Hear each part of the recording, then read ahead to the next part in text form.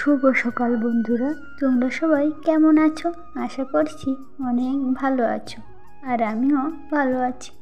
ছোটদেরকে ভালোবাসা ও বড়দেরকে প্রণাম জানিয়ে আমি আমার আজকের ব্লগটি স্টার্ট করেছি। তোমরা প্লিজ কেউ ভিডিওটি স্কিপ করবে না। যে যেখান থেকেই ভিডিওটি দেখছো না কেন, পুরোপুরি দেখবার জন্য অনুরোধ করছি। আশা করছি অনেক ভালো লাগবে। এখন বাজে সকাল 6টা, আর আমি অন্য দিন এর আগেও ঘুম থেকে উঠে পড়ি, আর আজকে পুরো 6টার সময় উঠে পড়েছি। আর উঠেই আগে ঘরটাকে ঝাঁট দিয়ে নিয়েছি, তারপর চলে এসেছি বারান্দাতে। আর আজকে না বাইরে অনেক মেঘলা করে আছে, রাতেও খুব বৃষ্টি হয়েছিল। উঠোনটাতে না এখনও ভিজে ভিজে হয়ে আছে, তো ঘরটাকে ঝাঁট দিয়ে তারপরে যাব উঠোন ঝাঁট দিতে। দেখেছো ঘরের সামনেটা কেমন জলগুলো বেঁধে আছে? জল বেঁধে বেঁধে না ওইখানটাতে পুরো ছেলা পড়ে গেছে। তো ঘরটা আমার প্রায় ঝাঁট দেওয়া হয়ে গেছে। এবার আমি বাইরের ঝাঁটাটা নিয়ে উঠোনটাকে ভালো করে জলগুলো সরিয়ে নেব।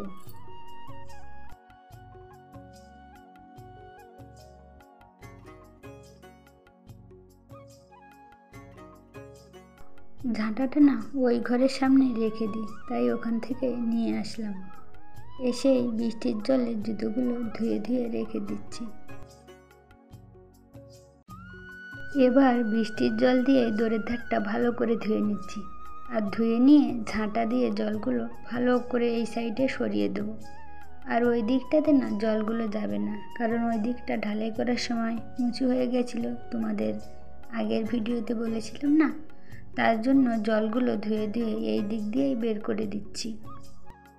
আর ওই যে তুলসীর মঞ্চের ধারে যে বস্তাটা টানানো দেখছো না, ওখানে না আমাদের তুলসীর মঞ্চ, ওটা আমি বানিয়েছিলাম। তো জানো তো বন্ধুরা, আমার ভাই এসেছিল, তো বলছিল তোরা এখানে ঝাঁট দিস, ওই ঝাঁটার হাওয়া লাগে, জল লাগে, তার জন্য একটা বস্তা টানিয়ে দিবি। তাই ভাইয়ের কথা মতো ওইখানে না বস্তাটা টানিয়ে দিয়েছি। তো আমার ওই দিকটাতে ঝাঁট দেওয়া হয়ে গেছে। এবার চলে এসেছি এই সাইডটা, আর এই সাইড দিয়ে সবসময় জল ফেলা হয়, তো তার জন্য না ছেলা পড়ে গেছে। আর ঝাঁট দেওয়া হয়ে গেছে। এবার এসেছি বাসন মাজতে। তো আকাশটা না অনেক মেঘলা করে আছে, রাতেও কিন্তু প্রচুর বৃষ্টি হয়েছে। তবু দেখো, দিনের বেলা একটু রোদ্দুর উঠলে তো সবাই জামা কাপড় মেলতে পারে বলো।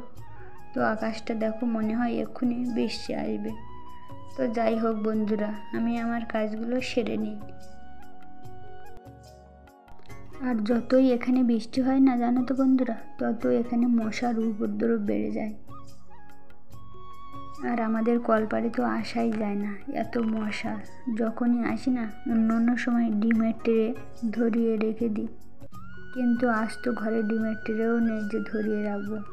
প্রচণ্ড মশা, তার জন্য না তাড়াতাড়ি বাসনগুলো মেজে নিচ্ছি।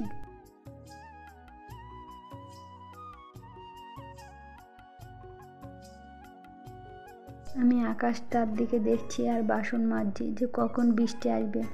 আর কলপাড়ে তো কোনো ছাউনি করা নেই, বৃষ্টি আসলেই আমাকে ভিজে যেতে হবে।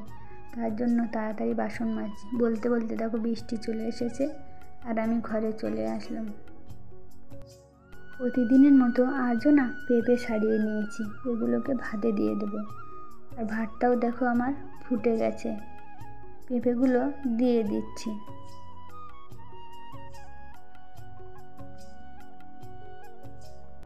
এদিকে দেখো, সকালে রান্নার জন্য সবজিগুলো কেটে নিয়েছি। কুমড়ো, আলু আর সয়াবিনটা ভিজিয়ে রেখেছি, সয়াবিন দিয়ে রান্না হবে।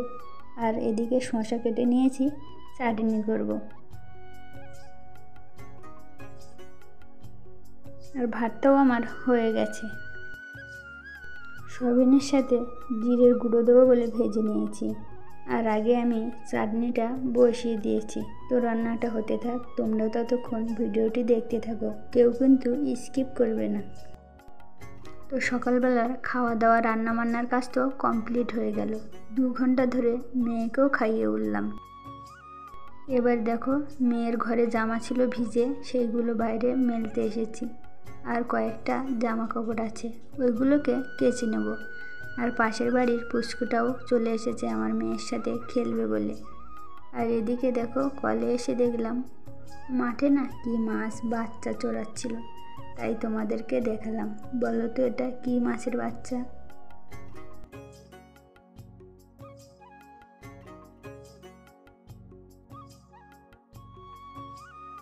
এইরকম মাছ না আমাদের এই মাঠে প্রচুর আছে, কিন্তু আমরা শুধু দেখতেই পাই, ধরতেই পারি না।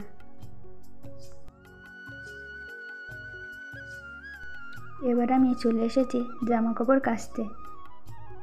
আর এই যে জামাটা দেখছো না, এটা না কালকে তোমাদের দাদাভাই পরে কাজে গেছিলো, তো ওর জামা প্রতিদিন ধুতে হয়।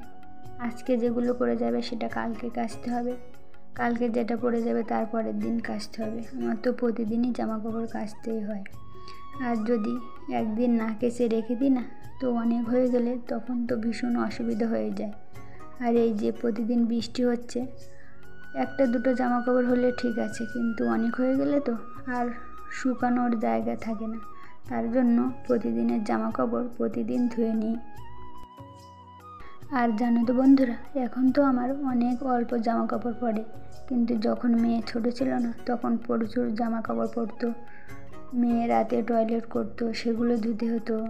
তোমাদের দাদা ভাইয়ের জামা, ছেলের জামা, আমার জামা কাপড় সবই কাচতে হতো। আর সবই কাচতে হতো এই কল পাম্প করে করে। তো এখন মেয়ে একটু বড় হয়ে গেছে, তো তার জন্য কষ্টটা অনেক কমে গেছে। আর সংসারে তো কেউ নেই যে আমাকে কেউ হেল্প করবে, সবই তো নিজের হাতে একাই করতে হয়। মেয়েকে নিয়ে না আমার একটাই কষ্ট, ওই যে খাওয়ানো। ওর যে কি সমস্যা আমি এখনো পর্যন্ত বুঝতে পারি না। সকাল দুপুর রাত জল খাওয়াই বা ভাত খাওয়াই, ওর 2 থেকে 3 ঘন্টা লেগে যায়। কি করব, কত ডাক্তারি দেখিয়েছি, কিন্তু কোনোভাবেই তো সারাতে পারলাম না। তোমরা যদি কেউ জেনে থাকো প্লিজ কমেন্ট করে একটু জানিও, তাতে আমার অনেক উপকারী হবে। তো জামা কাপড়গুলো কেচে মেলে দিয়েছি। মেয়েকে স্নান করিয়ে ঘরে এসে দেখছি ঘরের অবস্থাটা একটু দেখো। ওই যে পাশের বাড়ি পুচকুটা এসেছিল না খেলতে, ও আর আমার মেয়ে দুজন মিলে এই অবস্থা করে রেখেছে। তাই ঘরটাকে একটু গুছিয়ে নিচ্ছি।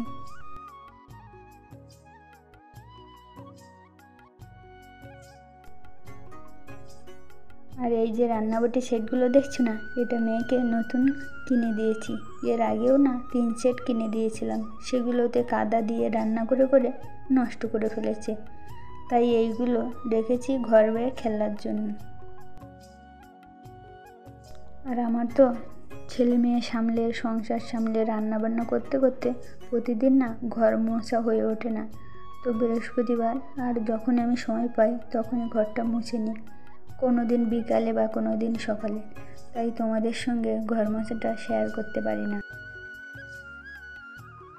মেয়েকে টিভি ছেড়ে দিয়েছি, ও ঘরে বসে টিভি দেখতে থাকবে, আর আমি ততক্ষণ স্নান করে আসবো। স্নান করে পুজো দিয়ে এসে তারপর মেয়েকে খাওয়াবো।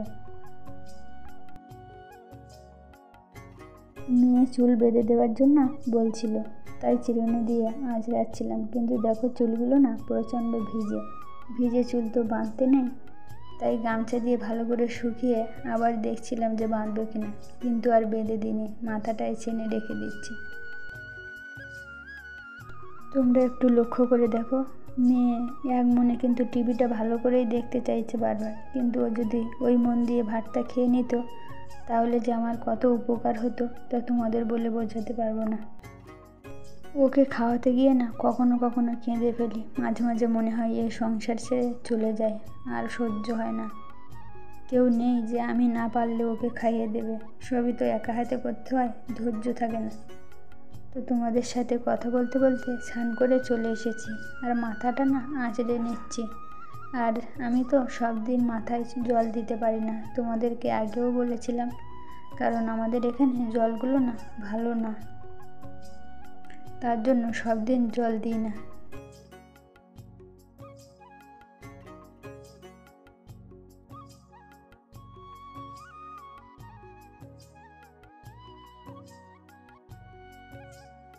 আর আমার না লিকুইড সিঁদুর ব্যবহার করে করে একটা অভ্যাস হয়ে গেছে, আমি না গুঁড়ো সিঁদুর পরতেই পারি না। গুঁড়ো সিঁদুর মাথায় দিলে সারা হাতে গায়ে লেগে যায়। মাথা আঁচড়ে ঠাকুর ঘরে চলে এসেছি, আর আজকে না কোনো ফুলই পাইনি, তাই তুলসী পাতা দিয়ে ঠাকুরকে প্রসাদে দিচ্ছি। আর আমি শুনেছি যে তুলসীর পাতা না দিলে ঠাকুরের প্রসাদ দেওয়া নাকি সম্পূর্ণ হয় না। প্রসাদের সাথে তুলসীর পাতা অবশ্যই দিতে হয়। তাই যেদিন আমি ফুল পাই না সেদিন তুলসীর পাতা দিয়ে দিই।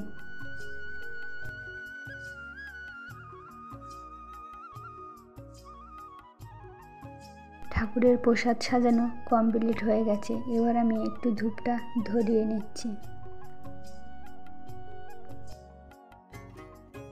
জানো তো বন্ধুরা, বৃহস্পতিবার দিন ঠাকুর ঘরে ঘণ্টা, ঝাঁঝ এগুলো বাজাতে নেই, তাতে মা লক্ষ্মী ঘর ছেড়ে চলে যায়। তাই আমিও বাজাই না।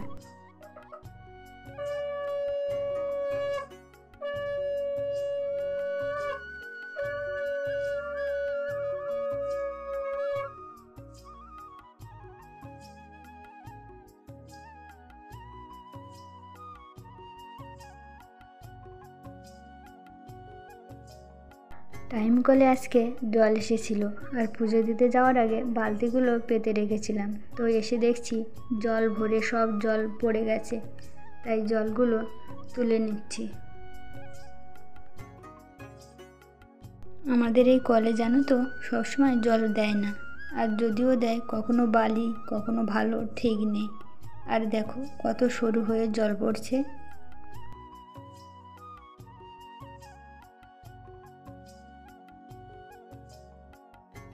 সব কাজ তো কমপ্লিট করে চলে এসেছি, এবার ভাতটা বেড়ে নিচ্ছি। মেয়ে আর আমি ভাত খাবো। তো আমি আগে খেয়ে নিয়ে তারপর মেয়েকে খাওয়াবো। আর দেখো থালা এনেছি, সব এনেছি, কিন্তু চামচটাই আনতে ভুলে গেছি। তাই ওই ঘরে গেছিলাম চামচ নিয়ে আসতে। আর মেয়ের ভাতটা বেড়ে ঢেকে রেখেছি, কারণ ওকে খাওয়াতে গেলে তো 2 ঘন্টার সময় লেগে যাবে, ততক্ষণ আমার খিদে পেয়ে যাবে। তাই আমি আগে খেয়ে নিয়ে তারপর মেয়েকে খাওয়াবো। তো বন্ধুরা, সবাই ভালো থেকো, সুস্থ থেকো। আর আমার ভিডিওটি যদি ভালো লাগে একটি লাইক দিয়ে চ্যানেলটিকে সাবস্ক্রাইব করে পাশে থেকো।